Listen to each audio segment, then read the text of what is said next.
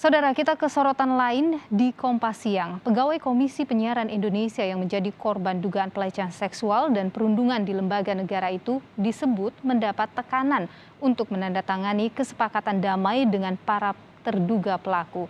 Pemaksaan damai itu diduga difasilitasi oleh KPI, namun kabar ini dibantah. Selasa dan Rabu, MS selalu dipanggil ke KPI dengan alasan mau ada penyelesaian internal, tapi KPI itu selalu tidak membolehkan kami sebagai tim hukumnya untuk mendampingi. Situasi inilah yang memicu dugaan pemaksaan damai kepada korban dugaan pelecehan dan perundungan di KPI. Rabu lalu MS korban dugaan pelecehan dan perundungan sejumlah koleganya di Komisi Penyiaran Indonesia diduga diminta salah satu komisioner KPI untuk datang ke kantor KPI Pusat Jakarta. Ada salah satu komisioner yang tidak akan kami sebut namanya menelpon MS agar segera ke KPI. Setelah dia ke KPI, di sebuah ruangan di KPI, di situ ada terlapor salah satu orang KPI tapi bukan komisioner, nggak tahu itu bagian apa. Kemudian secara tidak langsung bahwa terlapor itu menyodorkan surat perdamaian yang suruh menandatangani yang isinya sepihak dan sangat merugikan MS.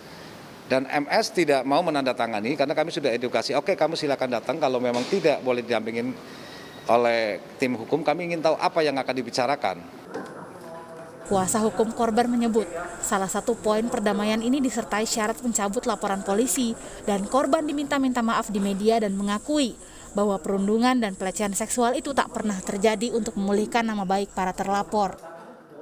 Ya, saya kira dengan dia disodorkan dengan para pelaku, sementara dia kalau menghadapi pelaku itu selalu trauma dan stres, nah itu kan secara tidak langsung KPI itu memfasilitasi untuk supaya mereka damai, dan saya sangat sayangkan KPI sebagai lembaga negara mestinya menghormati proses hukum. Menanggapi isu pemaksaan damai ini, terduga pelaku membantah dan menegaskan tidak pernah memaksa korban MS untuk menandatangani surat damai. Kuasa hukum terlapor bahkan menyebut usulan damai dikeluarkan KPI justru berasal dari permintaan korban MS. Inisiatif damai bukan datang dari kami. Inisiatif damai itu justru hadir dan muncul dari saudara MS dan keluarganya sendiri. Jadi sejak awal kami tidak menginisiasi perdamaian itu. Kenapa? Karena memang dalam pernyataan pers yang disampaikan oleh saudara MS sendiri bahwa pintu damai itu sudah tertutup gitu loh sejak mereka melakukan pelaporan ke kepolisian.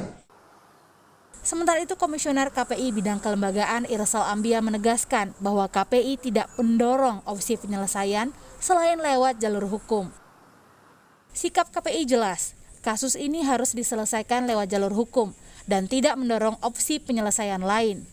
KPI sejak awal berkomitmen mendorong penyelesaian kasus lewat jalur hukum.